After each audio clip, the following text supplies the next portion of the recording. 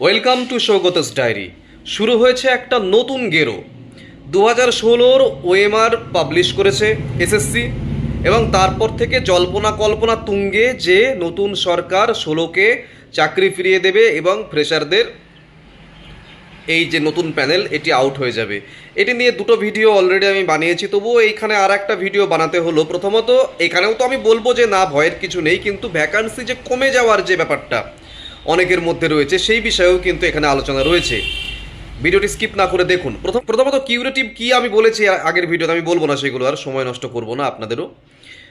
এবার কিউরেটিভে ফিরে আসার চান্স কতটা এটা আমরা খুব ভালো করে জানি যে রিভিউ পিটিশনের পরে কিউরেটিভে ফিরে আসার সম্ভাবনা আরও কমে যায়। কিন্তু কিউরেটিভে যে ফিরেছে এরকম উদাহরণও কিন্তু রয়েছে। যেহেতু এই কেসটা একদম রেয়ার একটি কেস, এইভাবে তো সবার জীবন নষ্ট হয়ে গেছে। অযোগ্যদের তো আলাদাই ছেড়ে দিলাম আর কি। যোগ্যদের জীবন নষ্ট হয়েছে এবং এটা একটা রেয়ার একটা জাজমেন্ট আর কি। আমরা আশা করব যে যোগ্যরা সবাই চাকরি ফিরে পাক। এইবার এসএসসি এই যে ওএমআর পাবলিশ করতে বলেছে, এটা তো আগেই বলেছিল, এসএসসি করেনি। এবার এসএসসির এখন আমরা নতুন রূপ দেখছি। আমরা জানি এসএসসি অটোনমাস বডি, আরও অনেক কিছু হেনাতেনা। তো যাই হোক, এতদিন পর্যন্ত তো সেটা মানে এই ওএমআর শিট পাবলিশ করেনি, এবার করছে। হয়তো সেই প্রেশারটা আমরা আগে দেখেছিলাম যে আগের সরকারের আমলে, সেই প্রেশারটা হয়তো সরে গিয়েছে এই মুহূর্তে, যে কারণে তারা কিন্তু এটা পাবলিশ করছে। কিন্তু এই মুহূর্তে দাঁড়িয়েও বলবো, এখনো পর্যন্ত এই মুহূর্ত পর্যন্ত ওই ওএমআর শিট পাবলিশ হওয়ার সাথে ফ্রেশারদের চাকরির প্যানেল বা চাকরি পাওয়া বা ইন্টারভিউ ভেরিফিকেশনের কোনো সম্বন্ধ নেই এখনো পর্যন্ত। একদম দ্ব্যর্থহীন ভাষায় বলছি, কোনো সম্বন্ধ নেই। তবে হ্যাঁ, কিউরেটিভ ফাইল যারা করেছেন, কিউরেটিভের জন্য এটা একটা ব্রহ্মাস্ত্র হলো বা একটা বিরাট হাতিয়ার হলো বলা যায় এই ওএমআর শিট। কিন্তু তাদের সঙ্গে, তারা যদি চাকরি ফিরে পায়, তাদের সঙ্গে এখনো পর্যন্ত এই প্যানেল বাতিল হয়ে যাওয়ার কোনো ডাইরেক্ট সম্পর্ক নেই। হ্যাঁ, আমি বারবার বলি জটিলতা কিছু সৃষ্টি হবেই, সেটা পরের ব্যাপার। সে জটিলতা থেকে আবার উত্তরণও ঘটবে। আমরা তো সবাই চাই যোগ্যরা চাকরি ফিরে পাক। এবার চোরগুলো তো পাক আমরা চাই না, যোগ্যরা ফিরে পাক চাই। কিন্তু তো যারা জব বিক্রি করেছিল তারাও পাক, এবং আমাদের মুখ্যমন্ত্রী আশা করি সেই সমস্ত প্রাতিষ্ঠানিক দুর্নীতি, যে কথাটা কোর্ট বলেছে, সেই প্রাতিষ্ঠানিক দুর্নীতির বিরুদ্ধে তিনি সোচ্চার হবেন এবং তাদেরকে খুঁজে খুঁজে বের করবেন যারা চাকরি বিক্রি করেছিল। আশা করি এটিও ঘটবে। যদি ঘটে সেটি খুবই ভালো, কারণ যারা চাকরি কিনেছিল তারা শাস্তি পেয়েছে, যারা চাকরি কেনেনি তারাও শাস্তি পেয়েছে। শুধু শাস্তি পায়নি তারা, যারা চাকরি বিক্রি করেছিল। তাই সেই চাকরি বিক্রেতাদের আশা করি এবার ধরা হবে। এবার আসি ভ্যাকান্সি বিষয়ে। ভ্যাকান্সির যে ব্যাপারটা, অনেকেই যে বলছেন ভ্যাকান্সি কমে যাবে ফ্রেশারদের জন্য। হ্যাঁ, এক অর্থে তো বলা যায় যে ভ্যাকান্সি কমবে। কীরকম? যে একটা পরীক্ষা হয়েছে, সেখানে ইন সার্ভিস টিচাররা তো ছিল, ইন সার্ভিস টিচাররা পরীক্ষা দিয়েছিল, সেই ইন সার্ভিস টিচারদের ভ্যাকান্সি তো এর মধ্যে অ্যাড রয়েছে। এইবার যে অ্যাড রয়েছে, ইন সার্ভিস অনেক টিচার আছেন তারা পরীক্ষা দেননি বলতে অনেক কারণ থাকতে পারে। তার শারীরিক অসুস্থতাও হতে পারে, তার কারণ আজকে থেকে 10 বছর আগের শারীরিক কন্ডিশন আর এখন এক নয়। অনেকে মারণ রোগেও আক্রান্ত, অনেকে পাশ করতে পারেননি। যারা পাশ করতে পারেননি সেই ভ্যাকান্সিতে কিন্তু ফ্রেশাররা চাকরি পেতেন। মানে 1000টা সিট আছে ধরুন, তার মধ্যে 700টা দেখা যাচ্ছে, আমি ধরে নিলাম যে ইন সার্ভিস। তো সেই 700টার মধ্যে দেখা যাচ্ছে 700 জনই তো পাস করতে পারেননি, 600 জন পেরেছে ধরা যাক। তাহলে অ্যাকচুয়ালি 300 প্লাস ওদিকের 100, 400 ফ্রেশারদের জন্য থাকতো। আমি খুব একটা মানে মোটা উদাহরণ দিয়ে বোঝালাম আর কি। কিন্তু তাদের যদি চাকরি ফিরিয়ে দেওয়া হয় তাহলে 700ই কিন্তু চলে যাচ্ছে, সেক্ষেত্রে 300 পড়ে থাকছে। ব্যাপারটা হয়ে যাচ্ছে এই, তাদের চাকরি ফিরিয়ে দিলে তারা সবাই পাচ্ছেন টেন্ডেডগুলো বাদ দিয়ে।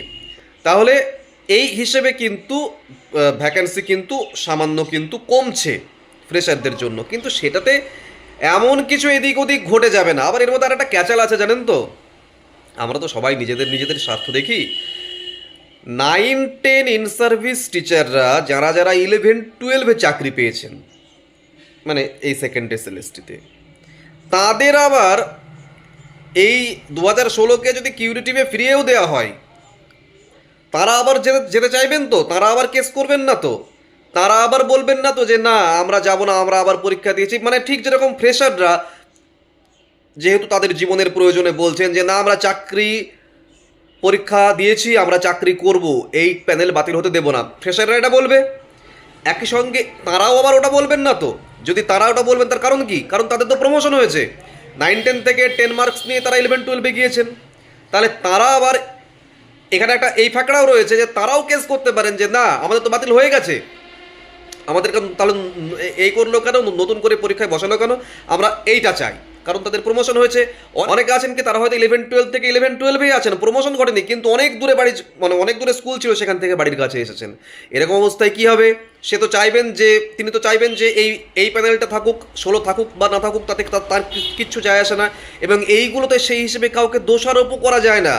এখানে প্রত্যেকটি মানুষ নিজের জীবনের জন্য নিজের স্বার্থটি দেখবেন, এটাই হয়। তাই এইটাতে কাউকে স্বার্থপর বলে দাগিয়েও দেবেন না। ফ্রেশারদের স্বার্থ দেখবেন, 9-10-11-12 যারা আছেন তারা নিজেদের স্বার্থ দেখবেন। যারা চাকরির জন্য কল্ড ফর ভেরিফিকেশন হননি, যে সমস্ত ইন সার্ভিস টিচাররা, তারা অবশ্যই চাইবেন যে 2016 ফিরিয়ে আসুক, তাই না? তাহলে এর মধ্যে এই যে বলছে যে ফিরিয়ে দিতে গেলেও অনেক জটিলতার সৃষ্টি হবে, কিন্তু প্যানেল ক্যান্সেল হবে না, এইটুকু বারবার বলছি। জটিলতা মানে শেষ নয়, জটিলতা মানে জটিলতা থেকে উদ্ধারও হবেন আশা করা যায়, ঠিক আছে? তাই যারা পড়াশোনা করছেন তারা যদি পড়াশোনা ছেড়ে দেন তাহলে কিন্তু মানে তারা আর কেউ বাঁচাতে পারবেন না আপনাদের, ঠিক আছে? এবার দেখুন, একটা নতুন সরকার এসেছে, সেই সরকার এসে যদি 2016-কে ফিরিয়ে দেয়, কতজন? 18,000 মতো, বাকি পড়ে রয়েছে কত? 35-36 মতো টোটাল ভ্যাকেন্সি। তাহলে সেখানে তো 10 নম্বর নেই, সেখানে তো কোনো ব্যাপার নেই, সেখানে দেখা যাচ্ছে ফ্রেশাররা পেলো। এইবার যদি ওই 16-কে ফেরাতে গিয়ে যদি ফ্রেশারদের প্যানেলটাকে ক্যান্সেল করে দেয়, তাহলে কি আপনাদের কি মনে হয় কাছের মানুষ হতে গিয়ে এতজন ফ্রেশারের বিরাগ ভাজন কি তিনি হবেন? মানে এই সরকার হবেন একদম সরকারের যে শিশু লগ্ন চলছে এখন, একদম শিশু লগ্ন, সরকার এখনো সেজে উঠতে পারেনি, হামাগুড়ি দিতে শেখেনি। এই সময়ে দাঁড়িয়ে আপনারা যে ভাবছেন যে ওই ওএমআর শিটগুলো দিল আর এদিকে প্যানেল সব ক্যান্সেল হয়ে গেল। একটা সরকার যার কয়েকদিন মাত্র বয়স, সে চাইবেন এতজন ফ্রেশারের কাছে খারাপ হয়ে যেতে? এটা কি হয় কখনো? এটা কি সম্ভব? কি মনে হয় আপনাদের? আইনি জটিলতার জায়গায় আছে, সেখান থেকে বেরোনোর পথ নিশ্চয়ই খোঁজা হবে। কিন্তু এইভাবে সমস্ত প্যানেলটাকে ক্যান্সেল করে দিয়ে সমস্ত ফ্রেশারদের একদম বিরাগ ভাজন হয়ে গেলাম একদম সরকারের শিশু লগ্নে, না, এটা হবে না, এটা হতে পারে না, তখন কেউই ছেড়ে কথা বলবে না। আর এটাও বলছি যে ওদেরকে ফিরে দিতে গেলে, 2016-কে ফিরে দিতে গেলেও অনেক রকমের কাচাল আছে, অনেক আইনি জটিলতা রয়েছে। এমনকি ওই 9-10-11-12 যেটা বললাম, তারাও কিন্তু নিজেদের মধ্যে ঝামেলা করবে না। অ্যাকচুয়ালি ডিভাইড অ্যান্ড রুল পলিসিতে এমন করে ভাগ করে দিয়ে গেছে সবাইকে, ফ্রেশারদের সঙ্গে ইন সার্ভিসদের সঙ্গে ফ্রেশার, ইন সার্ভিস 9-10-এর সঙ্গে ইন সার্ভিস 11-12, হ্যাঁ, তাদের সঙ্গে যারা চাকরি পেলো না, কল্ড ফর ভেরিফিকেশন আদৌ হলো না, তারা সবাইকে সবার সঙ্গে লড়িয়ে দিয়ে গিয়েছে divide and rule policy follow করে। এবার এমন একটি জায়গায় ফেলে রেখে তারা তো চলে গেলেন। নতুন সরকার এসে এবার এইখানটাতে দাঁড়িয়ে আমার মনে হয় না যে কারোরই বিরাগ ভাজন হবেন, এবং দুই দিকে ব্যালেন্সড উপায়ে কোনো কিছু একটা বের করা যাবে, যেটা আমার আপনার মাথা থেকে এই মুহূর্তে বেরোবে না, ঠিক আছে? এটুকুই বলবো, 2016 যদি ফিরে যায়, জটিলতা কিছুটা বাড়তেও পারে, কিন্তু প্যানেল ক্যান্সেল হবে না। ইন্টারভিউয়ের ভিডিও রোজ আসছে, আমি কিন্তু প্রচুর স্টাডি মেটেরিয়াল রোজ নিয়ে আসছি একদম রুটিন মাফিক। কালকে থেকে আবার কিন্তু সমস্ত কিছু শুরু হয়ে গেছে, সমস্ত স্টাডি মেটেরিয়াল আমি দিচ্ছি। ভিডিওটি ভালো লেগে থাকলে লাইক করবেন, শেয়ার করবেন, কমেন্ট করবেন, এবং অবশ্যই চ্যানেলটিকে সাবস্ক্রাইব করবেন, চ্যানেলটির বেল আইকনটি প্রেস করে থাকবেন যাতে সবার আগে ভিডিও আপনার কাছে পৌঁছয়। ভালো থাকুন, দেখা হচ্ছে পরের ভিডিওতে খুব তাড়াতাড়ি।